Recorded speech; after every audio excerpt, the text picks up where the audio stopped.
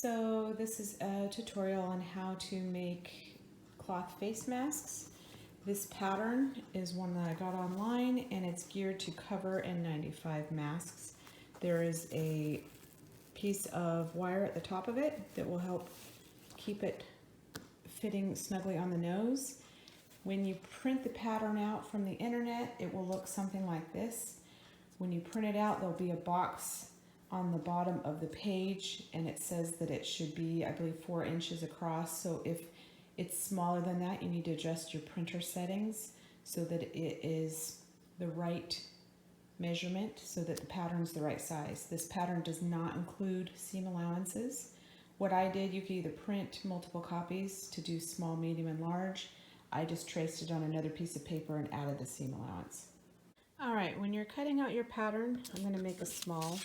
What you want to do is fold over your fabric. You're cutting 2 of each of these, of 2 different kinds of fabric. You do not need to cut on the fold. These are 2 individual pieces. Once you cut around, you want to put both right sides together.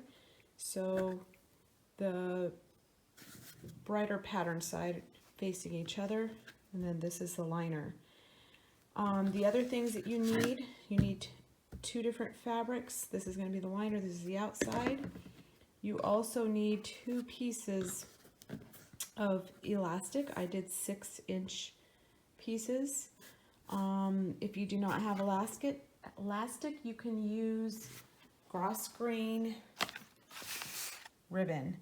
This one's probably about 1/2 inch wide. You can use that and just sew ribbon on enough to tie behind the head.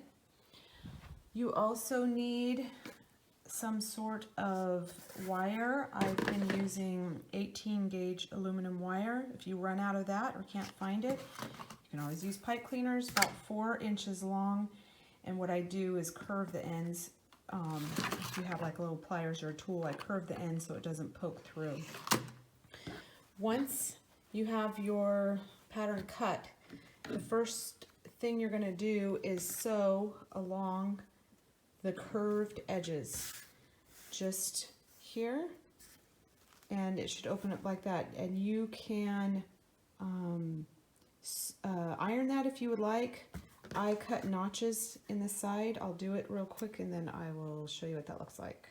All right, the next thing I did was notched the edges. And the reason I do that, it just helps it lay flat when you open up the fabric. So as you can see, as I open it up, it helps have a curve that's not as bunched up. You can also iron this flat if you would like, but even so, notching the curves will help it lie more flat.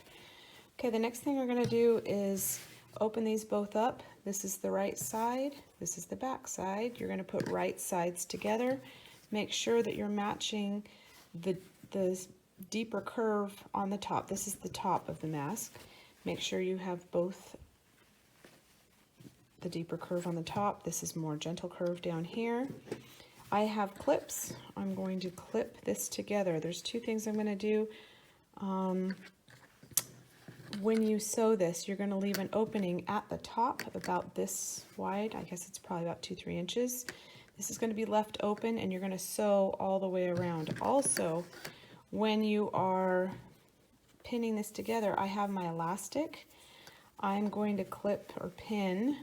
The elastic goes on the inside, and then so when I sew it, it will be already attached. When you're sewing it, you also want to back stitch over that elastic a couple times just to have a tighter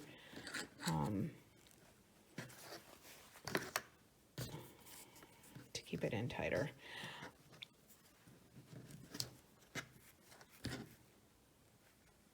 Oops, see? So you want to make sure you don't put it on the outside, it goes on the inside. If you're using ribbon, then you would also put the ribbon in this as well. If you would like to sew on the outside, you can. It's just not as clean looking. If you're using long ribbons, that might be a better option so you don't get it bunched up. All right, I will do this and show you what's next. Okay, now that I've sewn all the way around, also double stitching for where the elastic is to make it more secure. I have clipped my edges, and the reason I do that is to give a sharper corner when I flip this. The next thing you're going to do is turn this inside out. You should have left enough of an opening so that this should be pretty easy to do. I run my finger along all the edges to make sure that everything is being turned all the way. Next thing I'm going to do is I'm going to create a pocket for the wire that's going to go in there, and the way I'm going to do that is I make sure this is nice and open. I'm going to start over here. I'm going to stitch down, stitch across, and back up. I'll show you what it looks like when I'm done. Okay, I have created a pocket for my wire. There should be part of it open. I'm going to place my wire inside. You kind of bend it, get it in there securely. When I'm done, I'm going to fold this over and pin or clip so I'm ready to sew. Put that closed, and then what I'm going to do is top stitch all the way around.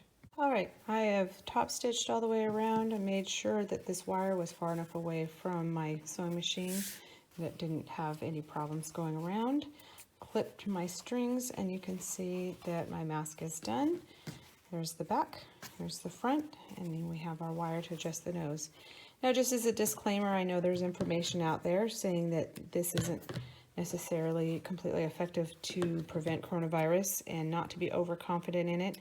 What it is helping is if you have symptoms, you can cover your own mouth and nose and prevent the spread to others. And then also some people are needing to reuse their N95 masks, and it's just an extra layer of protection, and it's feeling like a way we can help while we're all at home.